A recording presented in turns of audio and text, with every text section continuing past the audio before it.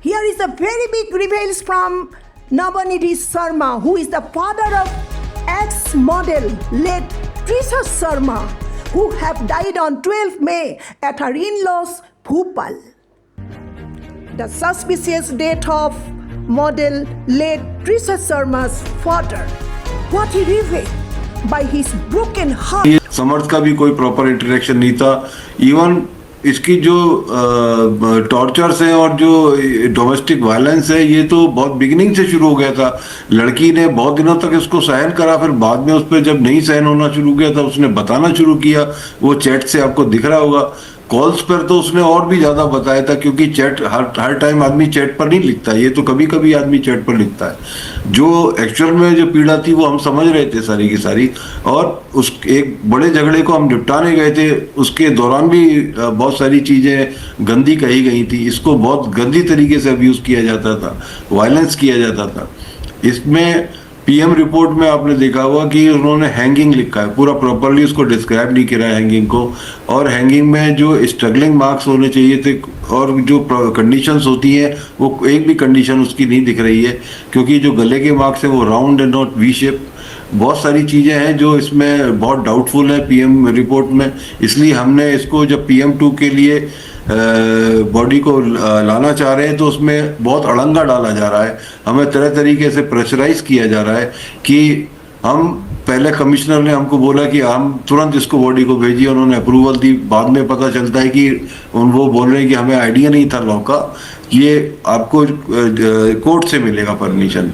अब कोर्ट की परमिशन के लिए आप देख रहे हैं सर कि हम उसी जुडिशरी के अंडर है जिसमें गिरिबाला सिंह को ऐसे हिनियस क्राइम में बेल मिल गई है. ये आज एक इतना बड़ा बैड एग्जाम्पल सेट करा है हमने अपनी समाज के आगे.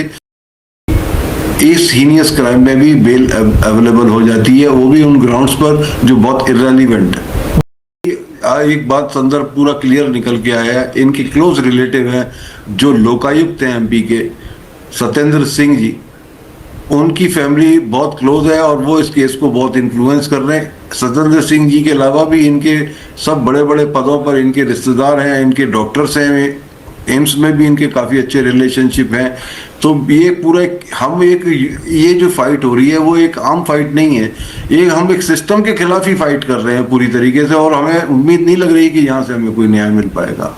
लोगों का कहना है कि हमारा जो अब निवेदन निकल के आ रहा है कि ये अगर इसमें हमें जस्टिस दिलाना है तो CGI के निर्देश में उम्मीद है हमें कि CGI के निर्देश में SIT का गठन हो और उसका वो कंट्रोल लें, चार्ज लें, तभी कोई न्याय की उम्मीद यहाँ से की जा सकती है. और हमारी ये PM2 की रिपोर्ट संज्ञान लेते हुए बहुत जल्दी से जल्दी इसको भिजवाना चाहिए कि बॉडी डिकम्पोज होने से बचे और एक सही तथ्य सामने आए, हम सबके सामने आए. इनसे ये कोशिश की जा रही है इनकी हम आप कैसे भी हमको ये बॉडी सामा दें और अपना पल्ला छुड़ा लें. ये एक प्रयास ये दिखाता है कि कहीं ना कहीं कोई बहुत बड़ी गड़बड़ी है.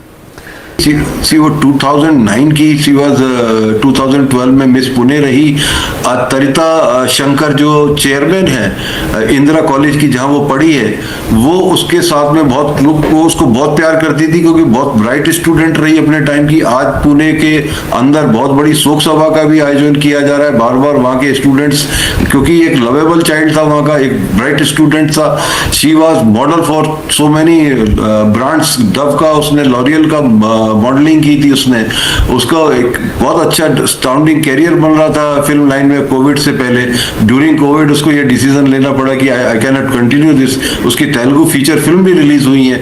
बाद में कोविड के कारण वो बैठ गई. उसने MBA किया और उसने ये डिसाइड किया कि I will not continue with this film industry.